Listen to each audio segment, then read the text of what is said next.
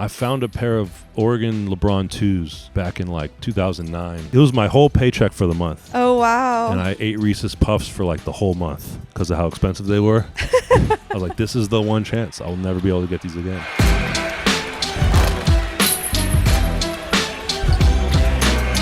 What's up, you guys? I'm Rachel DeMita, and welcome to the Courtside Club. Today, I am joined by writer, host, and absolute sneakerhead, Nick DePaula. Welcome to the Courtside Club. Thanks for having me on, definitely. I'm excited that we got to connect. I feel like it's been years.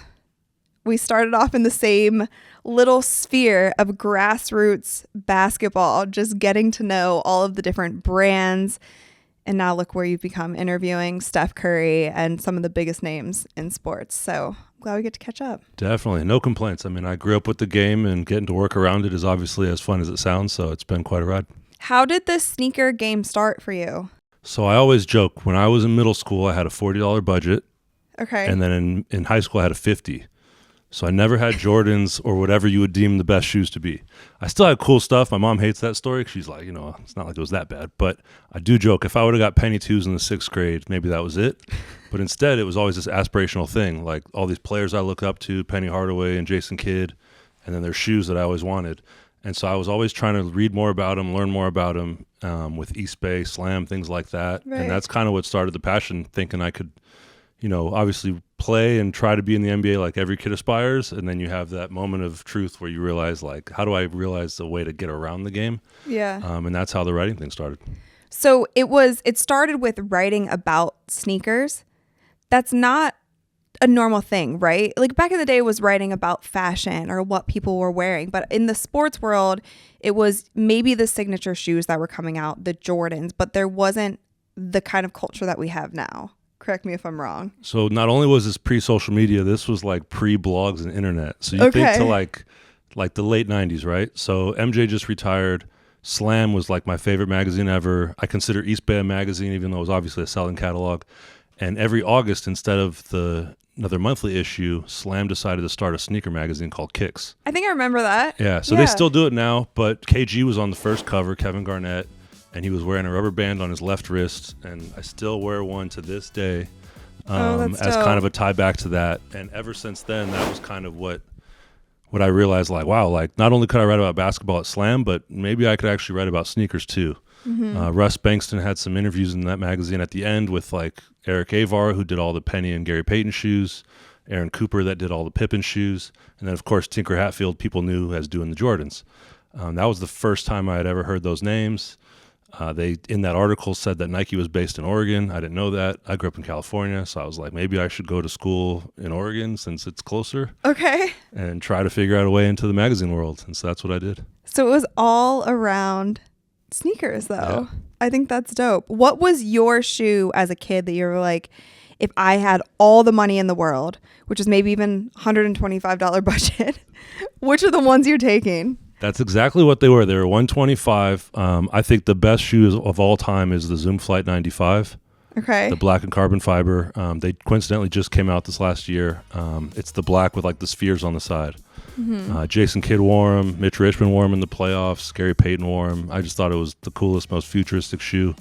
It's basically 27 years old. It still looks futuristic. And so I never got the Zoom Flights as a kid. I got the Thrill Flight, which was like the $85 version, and I got them when they were $58 at JCPenney. Had to mow the lawn for the $18, all that. And to me, that's the coolest shoe, and that's the shoe that kind of sparked me, not so much just being inspired by the players, but all of a sudden realizing like there's a lot more going on from the design side and being really curious about the design world too.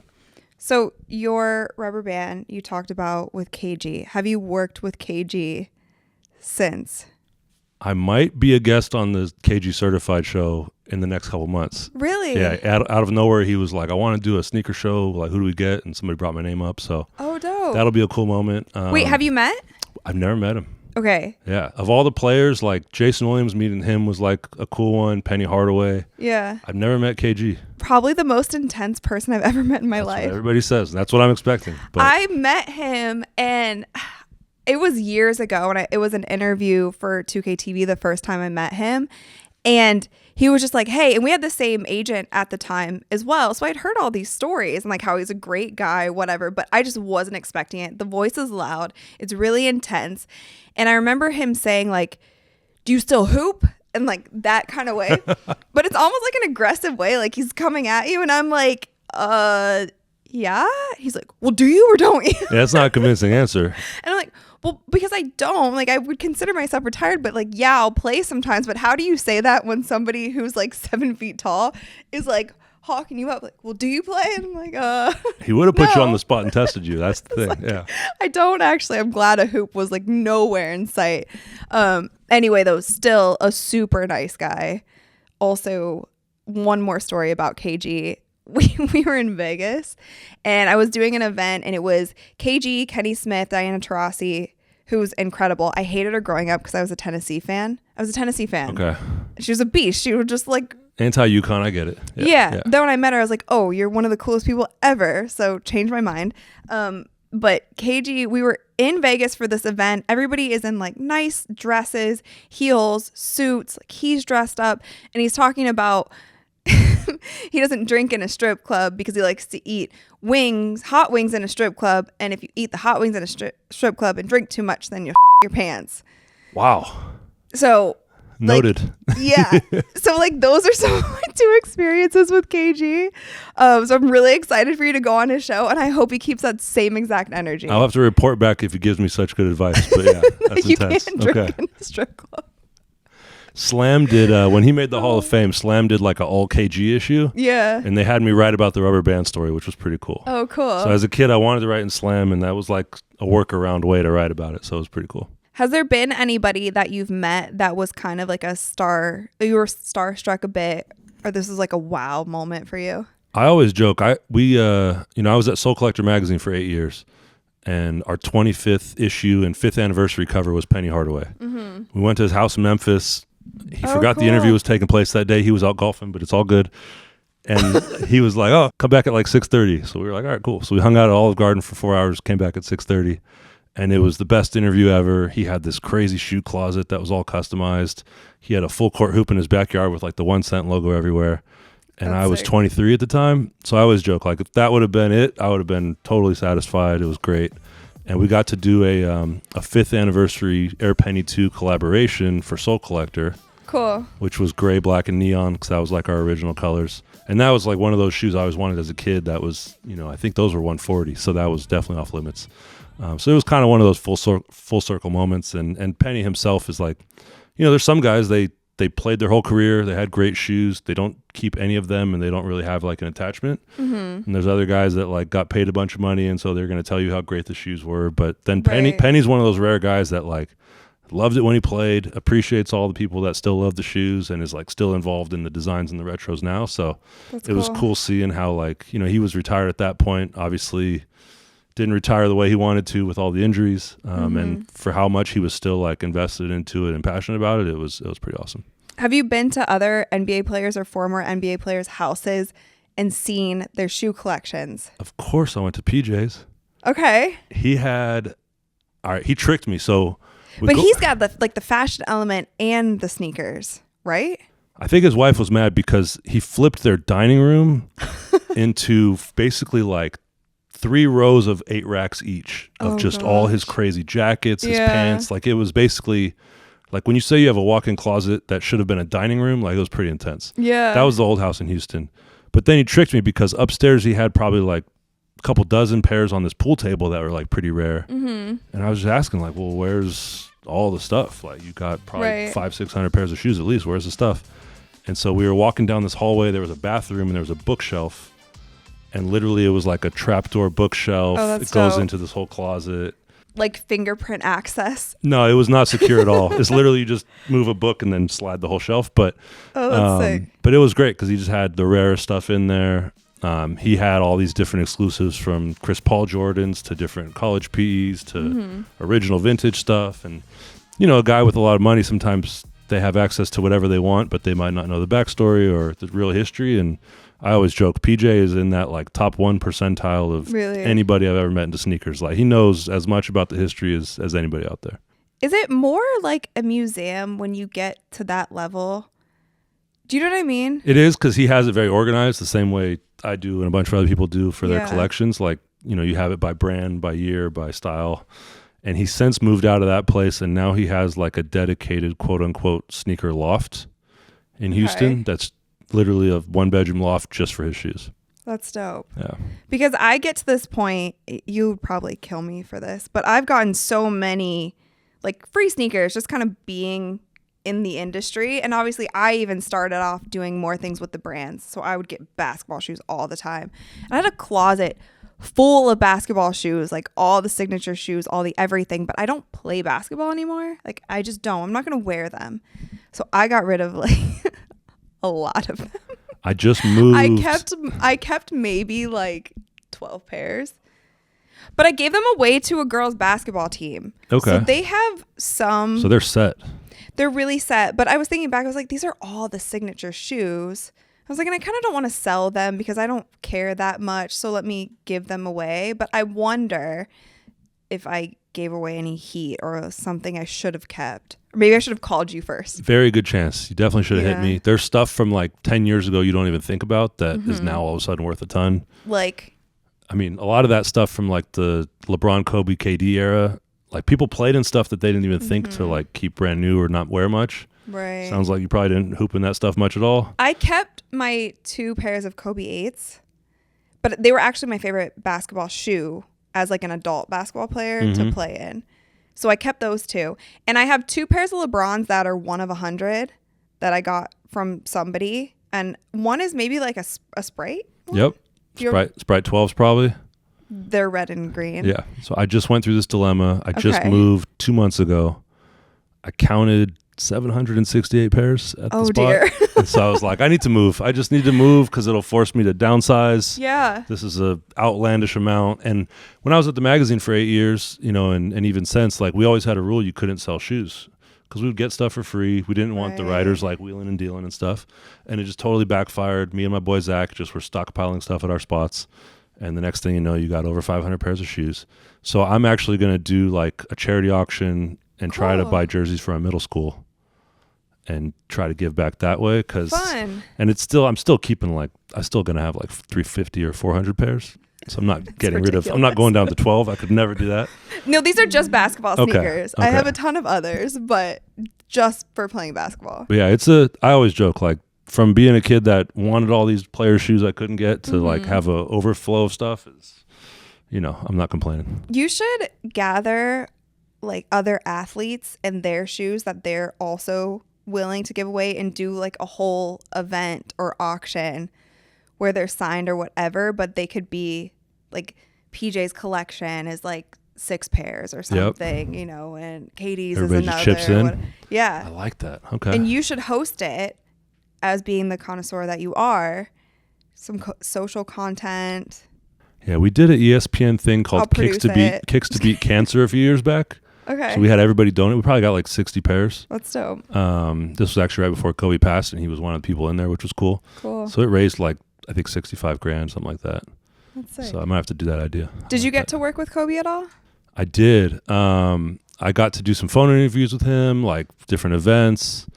By far the most meticulous, detailed, like person talking about shoes. I mean, a lot of guys, they say they want their shoe to be, comfortable and look good, and that's kind of the depth sometimes they go to. And he was like, yeah, like the 4-foot, like I knew if I had just the side of the 4-foot zoom bag in the Kobe 5s, then I would have more of a responsive first step when I'm jabbing. And it was just like, whoa, like, nobody really thought to that level. And that was kind of why like the Nike Innovation Kitchen, Eric Avar, the designer, and him, that was kind of why they had such a good flow and relationship. Cause those guys are mad scientists basically. And he was kind of thinking on that level a lot of times. So I think when you look at like that Kobe 4, 5, 6 chapter, like even now you got 110, 115 players wearing those shoes every season. That stuff is from 10 years ago and still holds up today. So kind of speaks to the technical approach that they took. Is that the most popular player's signature shoe? Like doesn't matter, I guess, which number that you see NBA players wearing? Is it Kobe's? Yeah, before and after he passed. I mean, obviously after you have guys wearing it for more sentimental reasons, of course. But it was before that you had PG was in the like 40 to 45 player range. Kyrie was like 30 to 40 players, and Kobe was like 80 to 100. That's crazy. Yeah. So I do know a lot of people wear PGs, which I feel like those might not be the most outwardly popular to like regular fans, but you see a lot of guys in the NBA wearing them. Hugely popular shoe. Like even in college, a lot of teams wear them. Yeah. Low top, easy, just like, kind of checks the boxes on what you're looking for if you want a low top shoe. But we'll see what happens with obviously the Kyrie situation being no more. Mm-hmm. Now, like Ja Morant, Devin Booker are kind of next up as the signature guys. So Nike's going to be building behind them. So I want to talk a little bit more about your background, what you're doing now in like the media space. But first, I'd like to take a halftime break. Okay. Building the perfect same-game parlay can be time-consuming, but with Quick Picks, the Caesars Sportsbook app does the work for you. Quick Picks are pre-built same-game parlays that turn today's biggest headlines, storylines, and games into bets. They're quick and easy to use, and you can't miss them. They're right on the home screen of your Caesars Sportsbook app. Give them a try, and if you haven't downloaded the app yet, register using code OMAHAFULL, and then place your first bet.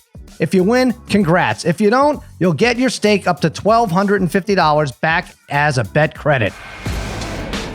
I know you're familiar with the show. Okay. We like to play games at halftime. With you, I'd like to play a game of GOATed. So I have a bunch of different categories, and you have to give me the greatest shoe of all time in these categories. Okay. Does that work for you? Yep. Cool. And I always joke, there's a clip of Gary Payton at the Hall of Fame where he says, like, John Stockton's the hardest player he had to guard. And then he goes, and that's my opinion. Okay. So just to clarify, these are my opinion of the best. The fans are going to come after you. Because that's always what happens. Like, I do this annual best shoes of the year list. Yeah. And like 17 of the 25 people hate on and just kill me on Twitter. But I'm like, that's my opinion. Isn't it funny how certain subjects just rile people up to no end? But that's what's fun about shoes. You could have your own favorite, and I don't have to like it. And I if know. you like it, that's all that matters. I shouldn't be mad at you for that. I think when people get caught up in the hype and the value and the perceived value, it's like that's where you kind of steer wrong. You should just, whatever it is you like, then rock out. All right, so Nick's greatest of all time basketball shoe. To play in? Do you need two categories? Yes, because there's design, which is the Zoom Flight 95, which is a bad shoe to play in. It's kind of like a firm shoe. Yeah. And then there's a shoe called the Hyperdunk 2011 Elite. Okay. It was $200. It had like Kevlar, Flywire, carbon fiber, everything. They just like maxed it out, and that's by far the best shoe I've ever played in. To play in. And it's not that great looks wise. It's solid. The Hyperdunk? The Hyperdunk 2011 Elite. Black and gold. I might push back on you already. I'm telling you. I haven't had one Hyperdunk that I've enjoyed playing in. You didn't play in that one. And then I would say the Kobe 4 probably behind that. Okay. And then the Garnett 3, the original one, to me is one of the best too. Okay. But the Hyperdunk 2011 Elite. There's the regular version, which was solid. Okay. And then the regular one was like $130. The Elite was $200, all upgraded. It was top crazy. Tier. Okay, so we have the best signature basketball shoe of all time. This is any player, any version. Air Jordan 11. You can't go wrong with that. Okay. I mean, from a iconic standpoint, the patent leather, that's for sure everybody's favorite. Yeah. It's funny that those were like playing shoes. Great shoe. Is it not? No. At the time, like the carbon fiber, the grip, the mesh was lightweight. Yeah. I don't know. It made like the shoe actually, when you really like break it down, is a really intuitive shoe. Like the patent leather is where the support is. The mesh is like lightweight and kind of flexible for fit. So obviously it feels weird now. Yeah. You know what I mean? Yeah. Like if I were see people to lace them up to go play at 24-hour fitness or whatever. Like that's aggressive. Yeah. Yeah. Okay. The comfiest sneaker of all time. The comfiest sneaker of all time is probably the Ultra Boost. Like throwing on an Ultra Boost and just walking around, like whenever I'm in New York, I just throw those on and just walk everywhere, and you can't really go wrong with those. They're still my running shoe. Like nothing will replace them. And the first one, like I like the 2019s, but the first one, like looks and comfort, was just crazy. It's good. Game changer for Adidas for sure. Okay, the best J's of all time. 11s, I would say is the best, but I love the Indiglo 14s. Which is kind of an odd pick. I just think there's something about that design that's just like so sleek and futuristic, and the black-white colorway. Like to me, that's a perfect shoe. Okay. Like their black-white neon, those are amazing. And the playoff 12s I'd probably put in that same tier. Playoff 12s? Yeah, black-white. So you like the classic. You have black and white shoes on today too. My mom didn't let us get white shoes growing up because we got one shoe a year. They would get too dirty. And that literally molded me. I have, out of all the shoes I said I had, I probably had 9 pairs of white shoes. Really? I never wear white. Okay, so I probably over 50% of my sneakers, definitely over 50% are all white. I always thought it was like a template shoe. Like, I just feel like should be some color. I wear these all the time. I hate all white shoes. And then I wear them out to the brim. He hates all white shoes. You're the reason they have the toothbrush in the box now with the forces. I'm getting flamed right now. No, do they? They have a toothbrush that comes with the white forces now because it got so out of control. Oh my God, that's where people were just killing them. I kind of like it though. I kind of like. Are you about to storm off my show? No. I mean, that's the trend now. Wait, who said that? Gary Payton? It's my opinion. Yeah, exactly. Okay. All right. What about non-athlete celebrity sneaker? I personally would say the black Yeezy 2s with Nike. Okay. Oh, so Nike. Yeah. I just thought that was an amazing design with like the molding on the heel. Obviously, he was in a different zone, career-wise than now. And just like that colorway, like I always like when somebody, like signature players too, like when you launch a shoe and that color becomes known as your color and you own it in a sense. Because you saw that colorway probably for the next 2 years on a ton of shoes with the pink collar and the glow in the dark or the green bottom and the black. And everybody's like, oh, that's the Yeezy colorway. Yeah. And I just thought that was something that was really cool about Kanye early on, was like the silhouettes themselves were unique, but he was also having the colorways that he owned. Right. And that was something we saw with like Red October and tons of other stuff throughout his time. We were talking about this a little bit before you came. How are Yeezys not glorified Crocs? Oh, the newer ones? Yeah. But see, that's the thing. Crocs have been around forever, and injection shoes were not cool, and then he kind of flipped it, and the comfort is there, so they kind of are glorified. Do you wear Crocs? No. Have you ever worn Crocs? No, but I have You refuse to wear Crocs. Actually, no, I have the pair of Salehis. Okay. The blue ones, but those are cooler because they're like molded like a fingerprint. Like the Croc itself is it's a nurse shoe by definition, so it's tough. I wouldn't debate you because I refuse to wear them. Yeah, I just can't do it. And everybody's like, "Oh, they're so comfy." I'm like, "Well, I can't do it because they're ugly." A lot of shoes are comfortable that don't look terrible. Right. Yeah.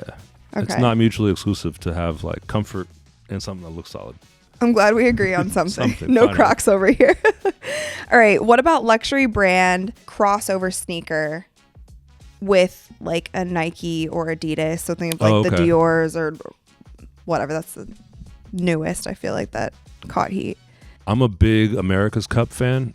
Okay. And the Prada collection with Adidas, they did a gray America's Cup shoe. I think they were like $800. So I didn't buy them. Like they were kind of ridiculous, but that was a really good collection because those had like the mesh and they were more sporty. Yeah. Obviously Dior Jordan 1s, a lot of people would say, but they didn't really like bring anything new to it with those. It was just a Jordan 1 with gray. Just made them a little more expensive. Yeah, and then they go for like $9,000. But I liked that Prada one in particular. Cool. All right, the biggest flop of all time. The T-Mac 4 was really bad. I don't know if you remember that shoe. They were laceless.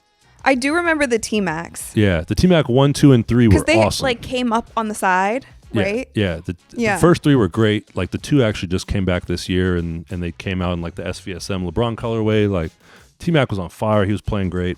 The T-Mac 4 was laceless, and it had this contraption in the heel that you like could unwind to get out of.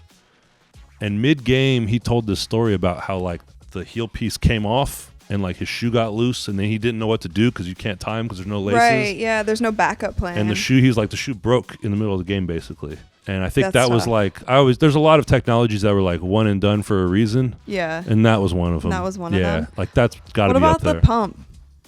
The pump is a gimmick, but it's not like a bad technology that like is bad for the shoe. Could like throw off your whole. Actually, there's a answer. The Answer 10 was the Iverson shoe, and instead, like sometimes people overthink stuff, and like I get it, people are lazy, but they like went one step beyond. So pumping up your shoe is really not that hard, and they developed on the Answer 10 this technology where every step you took, it would pump it, and then you would just lock it, and that's what would like lock it in place.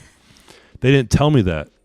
And so they had this pickup game And I don't know if you're a kid, but where you do like, remember going in, like to the grocery store and they have like the blood pressure test? Yeah, and you would just try to see how actually pumped you could get it. Yeah. So like we're playing pickup games at the Reebok headquarters, and we're like 2 games in, and I look down, and the whole shoe is like about to explode. And the guy was like, "Did you lock it?" I'm like, "What do you mean lock it?" Right. He's like, "You got to lock it after it pumps." Your foot's like numb. Literally, your like, toes are tingling. was all, I was like, "Yo, you got to like." And then, of course, you know, if you're buying that shoe at the store, you don't know the whole breakdown of it. So needless to say, that was the only time they did that technology. And I don't think they went forward with it after that. That was another flop. That probably is up there. And then the shoe I love to death, the Hyperflight, which was like Jason Williams' shoe with Nike back in the day. I wouldn't say it was a flop because it was a great design, but it was like the flimsiest shoe of all time. Like you couldn't wear them. Like literally everybody debuted them in the playoffs that year, and like 3 of the 5 guys all got hurt. Oh God, and it was bad. Like guys were just twisting their ankles. This is a flimsy shoe, so Nike would probably say that was a flop. All right, and what is your greatest sneaker of all time? Other than Zoom Flight 95, it could be any sneaker. The shoe I'm actually really excited for that they got to do some more colors on, because the Zoom Flight 95 to me is the best design of all time. Hyperflight I love because growing up in Sacramento, like we had the Hyperflight and the C-Dubs were like the only 2 shoes ever that was known as like a player shoe. Not a very long, extensive signature shoe list for Sacramento. But the LeBron 2 is a shoe I love. There's an Oregon PE they did back in the day. That was an amazing shoe to hoop in. They're bringing him back as a retro now, but I think they've only done 1 or 2 colors.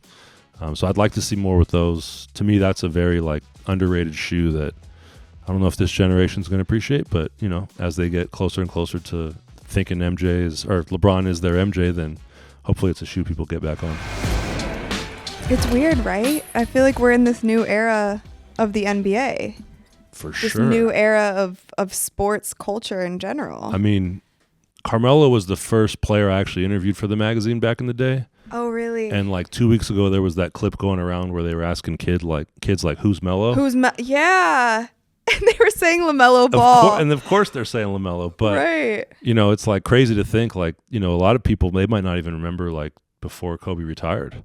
As crazy as that sounds, you know, that was, 7 years ago now. If you think about it, though, there's older folks who think I'm so young because I don't remember much of Jordan's era besides Wizards. And it's like, I get it. No, you did the same thing. You're not that much older than me, but I didn't actually start watching hoops until I was older. Okay. So in the 90s, I wasn't watching basketball like that. I knew who he was, but I grew up watching LeBron. I grew up with LeBron or in the same hometown as LeBron, watched him in high school, all the way through.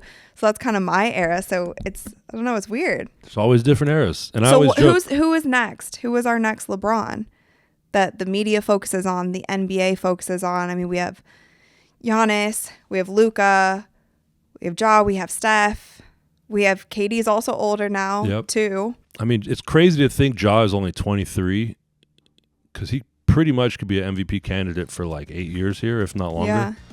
And obviously shoe game wise too, he's going to have his first shoe dropping in April. So I put him right at the top of that next up list. Luka as well, is like shockingly young, especially because we've known about him for so long, since he was 16. And his shoe is doing great too for Jordan Brand. I honestly didn't know what to think at first of how it was going to do. And Luka's shoe? Yeah, I mean, I think it's a good design, but the price is $110. It's a good price point. And somebody over there was saying it was like the best selling non-retro shoe for them. Really? For like new basketball shoes. So they've been hyped about that. And I think, Jason Tatum to me is the other guy. His first shoe is coming up. And it's usually, the brands don't give a shoe to guys that also aren't the next up playing wise, obviously. There's some guys that are really marketable and, maybe not in a great market, things like that. But those 3 in particular, I think for sure, the whole next decade will be at the top. What about Wemby? That just reminded me. The NBA is already, okay, I think the NBA is going to try to make him our next LeBron because they've already started. And I haven't watched much of him play. Anybody who I know who's seen him play says he is the truth, and he's just a freak of nature and also very skilled. I don't know. It seems like he could also be one of the guys. They were calling Porzingis a unicorn, and he's amazingly, athletic and versatile when he was on the Knicks and all that. But like the fluidity and like the threes that this dude takes, like I've never seen anything like it. Like I think even KD was like talking about how like surprised he was at like his height, what he's doing. Yeah. He's going to be with Nike for a long time, so we'll see, what they do together. But, the NBA social team was out there in Paris for the Bulls and Pistons games and was way more excited to be posting Wemby on all the different channels and stuff and capture content with him. So we haven't seen this kind of press, I feel like, and obviously we're in a new wave of social media, but we haven't seen this kind of press since like LeBron or a Zion maybe, because we've been following Zion since high school. But obviously you get the NBA notifications as well. Every time Wemby's playing, I get a notification about it. I think it's great. Along with the scores, along with Steph has 40 points tonight. You know what I mean? His team's name is kind of clunky. It's like the Metropolitan 92ers or whatever it is, but they're on every game on the app. It's awesome. Right. Yeah. So I'm interested to see this kind of next generation. You've moved more into not only talking about sneakers, but talking to a lot of different NBA players with the boardroom. And what is the show that you're doing with them? Yeah, so the Sneaker Game. Been doing that now for a year. It's funny, Boardroom actually started as an ESPN Plus show. So Rich and Kevin were on there for 2 seasons, and then instead of just the video show, also launched a content platform. So that's been going great. And I think a lot of it was really, it's one thing to cover the shoes every year that come out, some of the colorways, different themes that players have, but what I really wanted to dive into was like all the biggest contract decisions. So like Steph talking about like leaving Nike for Under Armour, but like in a really longer format where he could really dive into like the specifics of that. And he had told me like they actually met with Brand Black and he was talking to them at one point, and Adidas. Oh, interesting. Yeah. Just all the different brands that were in the mix. When somebody just signs their deal, they're so excited about the new brand, but they don't want to go through like really all the negotiations and the details. So it's cool to see like a guy like Steph talking through that. Candace Parker even, had a great conversation with her. Obviously PJ Tucker's been on, players like that. Do you remember when Steph first went to Under Armour, he was having all of these like injury problems? And I remember there was a conversation like he can't go to Under Armour because they can't manufacture a shoe to keep him healthy. If he goes there, like he's going to ruin his legs, because we didn't think of Under Armour as like a basketball brand. They hadn't really done it before, and any shoe that they had wasn't to the Nike standard. I mean, they had been at retail with shoes for 3 years in basketball at that point. Yeah, it's crazy. It's like infancy. Because Brandon Jennings, his first shoe was 2010 at retail, and then he wore a prototype the whole year before that. It's crazy to think, like 3 years later, they're signing this guy that goes on one of the greatest runs ever with, how many finals runs they went on. So it also goes to show that like Nike's kind of sort of brand equity, because they always get a pass on that. It's like, well, he's been getting hurt in Nikes, and they've been sending all these people out and trying to fix it, and it just for whatever reason wasn't working. But it was definitely a big piece of the Under Armour pitch was like they got a specialized person to make sure he's smooth. And last year he I think played 5 games in the Curry 7, 2 seasons ago, but that was when he hurt his hand, so that was obviously different. Right. And for the most part, they've had good luck, over the years. Who is one NBA athlete who you like talking sneakers with the most? Let's take PJ off the table. I was going to say, we got to take PJ out. Yeah. Nate Robinson I used to love talking to, because he had all these like trainers and Jordans and stuff that like was his childhood favorites too, and he was super passionate about. I'm trying to think of a more current Nate's player. Fun. Nate was great. Dame is cool because like, and Dame is one of those people that like he'll say the stuff that PR won't necessarily love. Like he'll talk about shoes he grew up playing in or other players' shoes that he thinks are cool, and so he's just kind of a more open conversation. And then KD is actually great because he's like such a basketball player first. Yeah. So he's looking at everything from like how would that be to hoop in, and he wants his shoes to be known as like the hoop shoe. And he obviously similar to Kobe, probably in a way, like these little details to help me perform at the highest level. And he sees what Kyrie is doing, obviously. What would you like to see Kyrie do? That's a great question. I would like to see him start his own brand. I think, when you look at what Big Baller Brand did, Sonny Vaccaro gave me one of the greatest quotes I ever got for a story.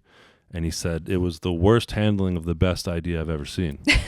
Yeah. And I was like, that's pretty harsh. But he was like, no, really though. Like, because you could get, a royalty percentage and cash and all these things, which are great, like, and design input and things like that. And when you're working with some of these top brands, they do have the resources technologically and innovation wise to deliver a bunch of stuff. But I think Kyrie is at the point where he now knows, what he wants in a shoe from a performance standpoint. Right. He clearly with his models has a very defined, formula for his designs. He's also made a ton of money from the team to where he could take that chance. Mm-hmm. I think the tough thing with Lonzo was he was on a rookie deal, right, putting his own money into the venture. Right. It's hard to do that versus if you're on a max deal and things like that. So, right.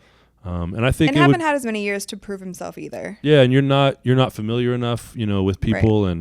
And I think Lonzo's a great player. Hopefully he gets healthy with the Bulls, but at that point, the Lakers weren't even, as much as LeVar thought they were going to win the title the first year, they weren't making the playoffs, things like that. And then Kyrie is hugely popular in China, where for his style of play with a point guard's shoe, mm-hmm. it really translates over there. So obviously the reason Nike ended the deal was very unfortunate, and that is something you got to point out. But hopefully going forward, he could figure out a way to kind of stymie that kind of stuff and build out a new venture going forward. How did you like what Shaq did with his shoes and making them more affordable and accessible? So Shaq's really interesting because I guess there's this window where if you change the design like 15 to 20%, okay, then it's like a loophole where they can't say it's a copy. So a lot of Shaq's shoes over the years, there was like Jordan 3 inspired, you could kind of look up all the different models. But it's awesome because if you're a kid and this shoe's $35-$40, you can't afford 150 and plus, then there's a market for that. Walmart, I think, was one of the biggest retailers mm-hmm. for years, and right. he's had a huge success with it. I think it's just a totally different approach. Like when I was growing up, Spalding had Hakeem Olajuwon wearing their shoes, and that was like a Payless. Yeah. And it was like, you wouldn't get like super made fun of because they weren't the bad shoe, but obviously it wasn't the aspirational stuff. But from Shaq's standpoint, it's like you want to offer something people can get, and he's kind of always operated in that kind of like value zone. For sure, he always gives back. It's worked out pretty well. It's crazy to me how we work as a society because you say Hakeem and Shaq, two of the biggest names in NBA history, but you're getting made fun of for wearing their shoes because they're inexpensive and at stores. You know what I mean? Like, it just sucks that we operate. That's how it works in that way. Yeah. But here you are with 700 shoes. So I'm donating half. I'm just kidding. We are reaching the end of the game, so I have a couple buzzer beaters for you. Okay, break down your ideal courtside fit. Oh man, I'm always comfortable. Like I don't even wear real pants. Like I don't wear jeans. Like I'm gonna wear I'm a big sweatpant fan. Like when the Yeezy stuff was taken off with sweats, I was like, finally, here we go, socially acceptable. So I'm gonna wear sweats, like a hoodie, some kind of a bomber or some kind of overshirt, and then just some shoes I think are fresh. Like today I got these are original 1996 top 10 2010s from Kobe's rookie season. Today being January 26th, I thought I'd break them out. But love those. I do have a pair of Crazy 8s that I did not give away. Great shoe. Smart. Yeah. See? I mean, they still retro those often enough, but to me, that's all I wanted for my 13th birthday. My grandpa got me a 13-inch TV instead, and I remember being pissed. But I just, the black and white KB8s, now called the Crazy 8s. But yeah, I'm definitely cozy over like trying to be overly fresh for sure. Wait, one more question before I get to the rest of the buzzer beaters. Where do you get your like exclusive shoes? Well, sometimes boxes just show up and you don't ask too many questions, but there are people in line beating each other up for shoes, or there are people on apps like breaking their phones when they don't get the shoes that they want. So people think I have like an internal green toggle on like the sneakers app and I could just get every launch. That's what I was going to say. Do you? And the last shoe I got on sneakers was a Zoom Spirit On in like 2017 or whenever they came out. Okay. I've missed out on everything. But you try? Like Off-White Prestos, every Jordan launch, Travis Ones, like what the Stussy Spirit On, like whatever launch there was that I tried. No chance. Okay. So it's like, it really is that hard. Like I think that's one thing. And I still to this day, like I'm checking eBay, I buy stuff off GOAT, sometimes StockX, I'm always still like, I get sent a lot of stuff, but I'm still tracking down and buying stuff too. Like just last week, I bought some more Garnett 3s out of nowhere. Okay. Some crazy ones like the metallic silvers, like the first Kobe's. Like I'm still tracking down all these random basketball shoes that I'm trying to grab. Was there any shoe that you got on a site or on eBay or whatever where you were like the most hype for? I found a pair of Oregon LeBron 2s back in like 2009, and I ate Reese's Puffs for like the whole month because of how expensive they were. I just remember being like, it was my whole paycheck for the month. Oh, wow. It was 2 pairs, the white green and the green white. And I was like, I got to get these. Yeah. And I was a 13 and a half in that shoe. They were I was like, there's only like 40 pairs of each color. Yeah. I was like, this is the one chance. I will never be able to get these again. Okay. Who is one person dead or alive that you would love to sit courtside with? You know what? Either Gary Payton or Kevin Garnett. Because like there's clips of KG when he was like later in his career, just like in a suit, like hurt or whatever, just talking crazy to players. It's so funny. And I feel like going to a There's game that with one him, that's like really iconic. it's Eric Gordon actually, which is hilarious because he's actually a good shooter. He's talking to. He's like a specialist. That's what he's known for. What I'm talking about. Yeah, they actually one of my friends, the producer on the KG Certified, and I was like, did you ever ask him about that? He was like, man, we just did like a couple weeks ago. Because to me, that's one of the most iconic, like just calling somebody trash, like from the second row behind the bench. Because Brandon Jennings was one of my good friends, and we were at a Bucks game, and PJ was literally the corner we were at. Mm-hmm. PJ just kind of parks in the corner sometimes. Right. And Brandon was just like the whole game, just like in his ear yelling. Like, I'm not a big personally trash talker. Like, I just keep it pretty quiet. But from an experience standpoint, like I feel like GP would be the one, or KG. Those would be the ones to sit with for sure. That'd be fun. And what is one event in history, it could be a sporting event or other, that you would have loved to have been courtside for? The Oakland 2000 All-Star Weekend. Okay. You had the Jason Williams elbow pass, which Rafe LaFrentz botched. Yeah. And then you had the Vince Carter dunk contest. Yeah, true. And we didn't have cable growing up, so my grandpa would tape on TNT the All-Star Weekend. Mm-hmm. And then like that Sunday night or Monday morning, I would get it, and then I would like watch it that whole week. And to me, like from an energy standpoint, I was like 15 at the time. Yeah. Like that seems like the coolest All-Star ever.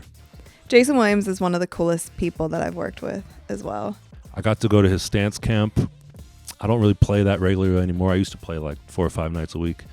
And we played for like 3.5 hours, and my shoulders were on fire like the whole next week. He was probably 44 at the time. He's a beast. And he was going. Yeah. And people were just. And he's still so competitive too. Oh yeah. And it was, everybody there is a fan of his, of course.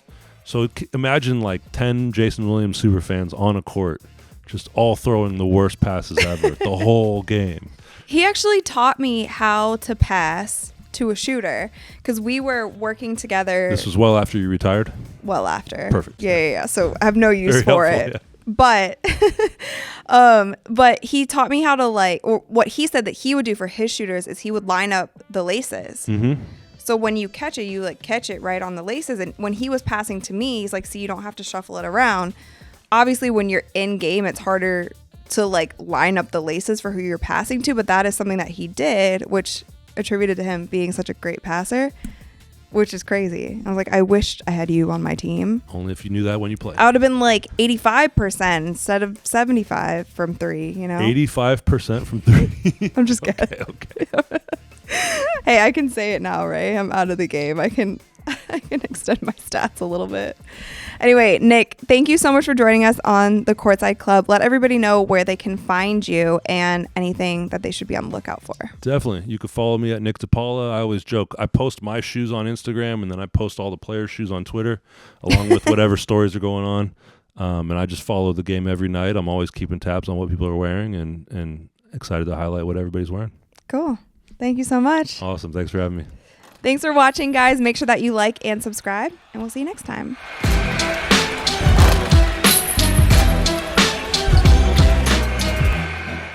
What's up, guys? It's Rachel DeMita. Thank you so much for watching this week's episode of Courtside Club. Make sure that you like, rate, and subscribe to ESPN's YouTube channel and wherever you listen to your podcasts. We have new episodes coming to you guys every single week, so stay tuned for that, and I'll see you soon.